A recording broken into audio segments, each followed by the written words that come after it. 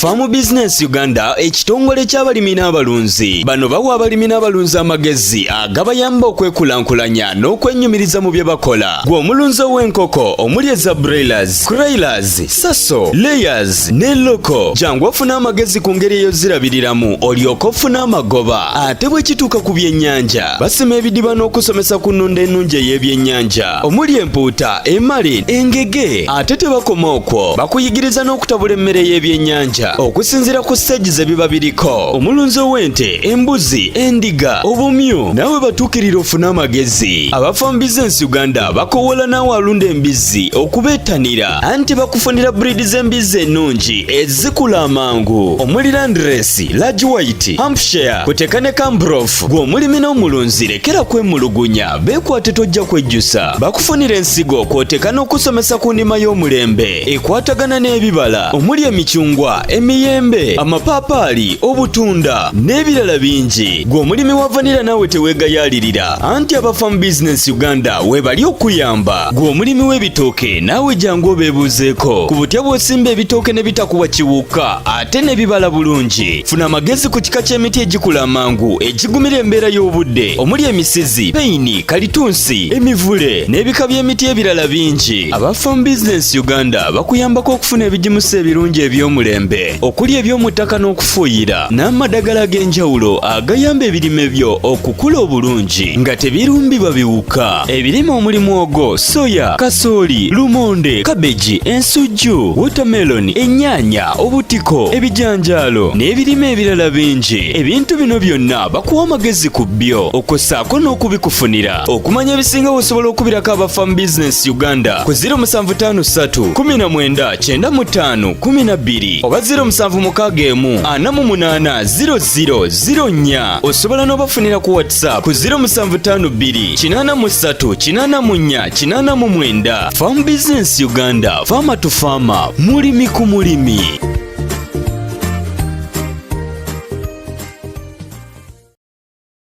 Tuwa eminwe ebiri kasooli asobola otuwa eminwe ebiri nga naye w'osobola okuba ng'olaba kasooli waffe oyo nti ataddeko eminwe ebiri. Simanyi oba tusobola okuba nga tukiraba naye ndowooza oli kuba ng'okyetegereza nti kasooli waffe ono atuwadde eminwe gijja emeka. Eminwe gijjo ebiri nga bw'oli okuba nga oligiraba. Ffe ku Farm Business Uganda twogera kasooli twamusima mu budde bwa musana, twabagamba twamusima mwezi gwa musana, wuuyo ataddeko. Kati wano watuuse omusana negwaka gutya tegusobola kubanga gumukosa. Waki tubagamba okubanga tuyingira mu nnima eno ey'omulembe nti nno tuleme okubanga tubulwa ekyokulya nanti kino kulwa ssente mu nsawo. Obwavu baganda baganye matono okayana eri mu nkwawa. Ennyama entono eno bw'okayana nga eri mu nkwawa kikuyambako okubanga osobola okubanga ofuna ku ssente naye ne weeyagala. Wuuyo twamusima budde bwa musana. Kakuta ka nkoko basebo ne banyabo nabagamba ffe twogera kutakola okubanga twagala kubajja mu bigimusa biri. N'ebiri ebigimusa okozesa emirundi giringa ebiri okubanga ozzaako kubanga osobola okubanga ofunamu gwe nno omulimi naawe omulunzi ali eyo. Kaakati nyongera okutegeeza nti ffe nga aba Farm Business Uganda tukutegeeza nti bw'ona alima n'olunda naye ng'okozesezza ebyo bikwetoolodde bisobola okuyambako kubanga bw'ona amanya nti kiro y'ekigimusa eri ku ssente bwe ziti ate nga tekigenda kuwa nannyo. Ate amu muli balunzi kubanga tutera okubagamba nti omulimi omulungi olina okuba ng'oli mulunzi. Ekiva mu nnimiro kiba kijja butereevu ekiva mu nnimiro kijja mu nti kitegeeza migogo bisooli bino bigendagenda mu faamu. Kati ate ebiva mu faamu obusa biba biredde birina okugenda mu ki biba birina okuba nga bigenda mu nnimiro.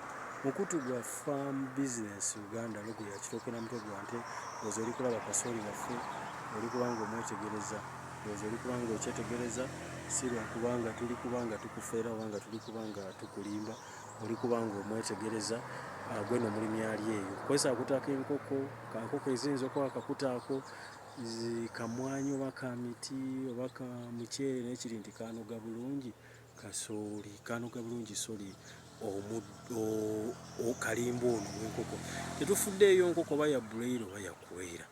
oba yaleeya kiri nti kakuta ka nkoko oba olikwawo kyaffe tetwawula nti nno kano ekasinga okola konna kakola singa oba okuwedde ng'okoze ekintu ekiriyo gwe naali ku mukutu guno ogwa farm business Uganda yalankulambuzeeko era okubanga olaba ndowooza tetwagala ogambe nti bano baffere bayaaye balimba ozo oli kubanga weetegereza gwali awo ali eyo ali okubanga otulaba twesigise ennimiro yo twesigise ebirimibwa byo tube nga tusobola okusimbira ensigo ennungi tukuyambako okufunira ensigo ennungi tukuyambako okufunira akatale oba mu mbeera ezifaanako bwe zityo wano woolaba waliwo ntangawuuzi zezaaliwo bwe zaavaawo ne tuzzaawo kasooli kaakati emirimu giri kubanga gyeyongera okubanga gitambula mukulu gwa farm business Uganda faama tufaama mulimi ku mulimi okulima kusala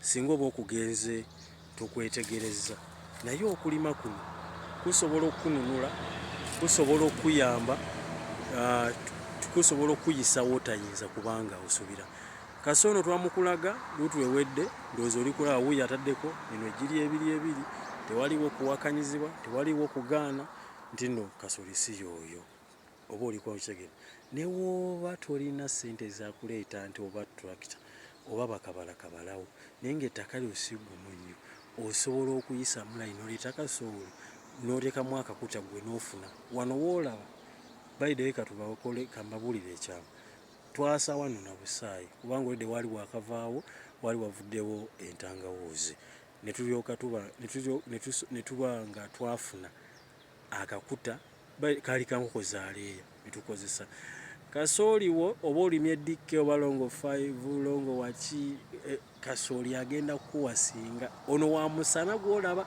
twamusimba mubiri waliwo omusajja omu yakomentinga mu vidiyo yaffe nagamba mugamba abantu amazima nti mufuuyire ennimiro basebo ne bannyabo kasooli ng'ono w'omulengera simanyi kamera yaffe oba esobola okuba nga emalayo emukumalire nga w'omulengera kasooli oyo nga w'omulengera mazzi ki ge tusobola okuliisa eka zino ebbiri z'oli okulengera ne ziba nga zisobola okuba nga zinyikira kasooli ne kamera etuuka nekola ki ne kamera etuuka neba nga esobola okuba nga ekoma wetegereza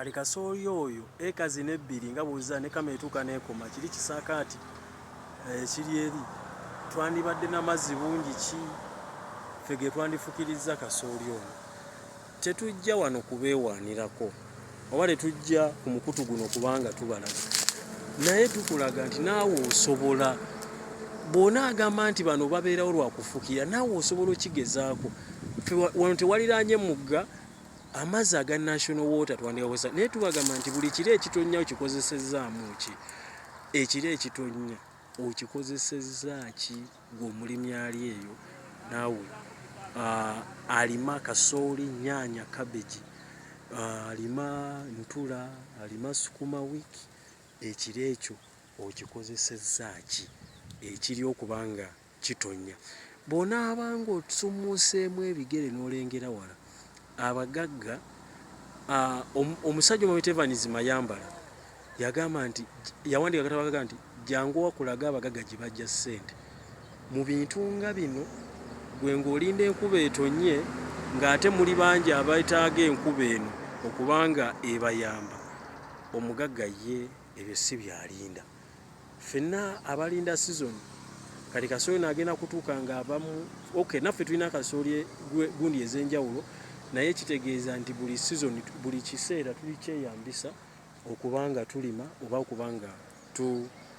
okubanga tulimiramu kye tulimiddemu okubanga omwaka tegenda gutyo omwaka gunaggwako bajja kubuuza weekoleddewo kaki ze nabivaako ebyokulima si kyabiriko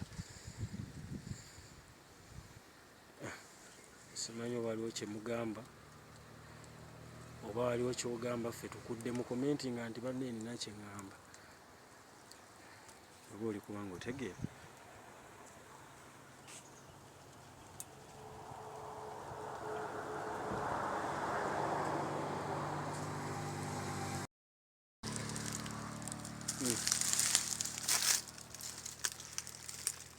oli kubanga olaba kikyo kikolwe buli musooli gwateekako oli kubanga olaba obeezi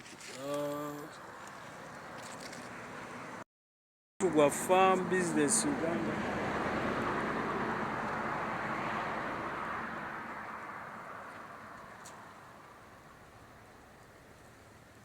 Ku YouTube logo ya Kitooke na mutwe gwa nte pima naffe funa amagezi twebaza nnyo n'abaze mu inbox tubawa amagezi mugagenderako ate abamu ne gabanga gatuyambye gatukolera ate era gatutuusizza wano wetuli tewakyaliwo kye tugamba lowooza wetegereze ennimiro yaffe.